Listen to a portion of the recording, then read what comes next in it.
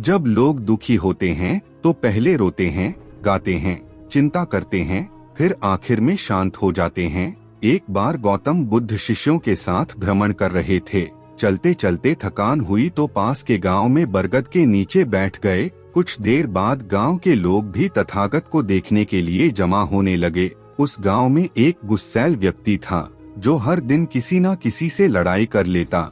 जब गुस्सैल व्यक्ति ने भीड़ बढ़ती देखी तो तुरंत सबके बीच आया और चिल्लाते हुए गौतम बुद्ध से कहा, तुम अपना ज्ञान अपने पास रखो और तुरंत यहाँ से चले जाओ। व्यक्ति ने गौतम बुद्ध का अपमान करते हुए कई अपशब्द बोले, लेकिन गौतम बुद्ध अपमान के बाद भी अविचलित और शांत थे। सभी लोग हैरान थे कि आखिर गौतम बुद्ध इतने शांत क्यों हैं? व्यक्ति के अपशब्दों का जवाब क्यों नहीं दे रहे?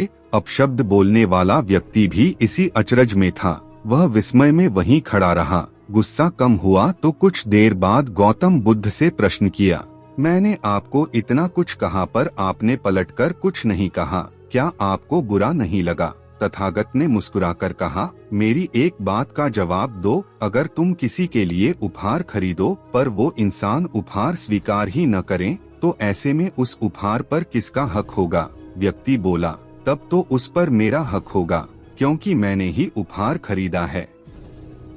तथागत ने कहा, बिल्कुल सही, तुमने मुझे अपशब्द कहे, क्रोध में मेरा अपमान किया, लेकिन मैंने उस अपमान को, तुम्हारे अपशब्दों को स्वीकारा ही नहीं।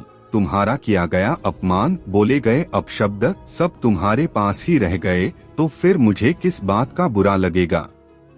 इस कहानी से दो बातें सीखने को मिलती हैं। पहली, गौतम बुद्ध कहते हैं कि शांत मन की ओर फेंके गए कांटे भी फूल में बदल जाते हैं। इसी सीख का दूसरा रूप है, मौन में सबका इलाज है। जब लोग क्रोध में होते हैं तो पहले चिल्लाते हैं, परेशान होते हैं, फिर आखिर में शांत हो जाते हैं। जब लोग दुखी होते हैं तो पहले रोते हैं, गाते हैं, चिंता करते हैं, फिर आखिर में शांत हो जाते हैं। आखिर में खुद को बचाने के लिए सबको मौन में ही आना पड़ता है। मौन में सब चीजों का इलाज है, इसलिए मौन में प्रवेश करना सीखो। साइलेंस यानी मौन आनंद, प्रेम और करुणा को जन्म देता है और उदासी, पश्चाताप, दुख सब कुछ निगल जाता है। अगर वीडियो पसंद आए तो वीडियो को लाइक करें और चैनल को सब्सक्राइब करें।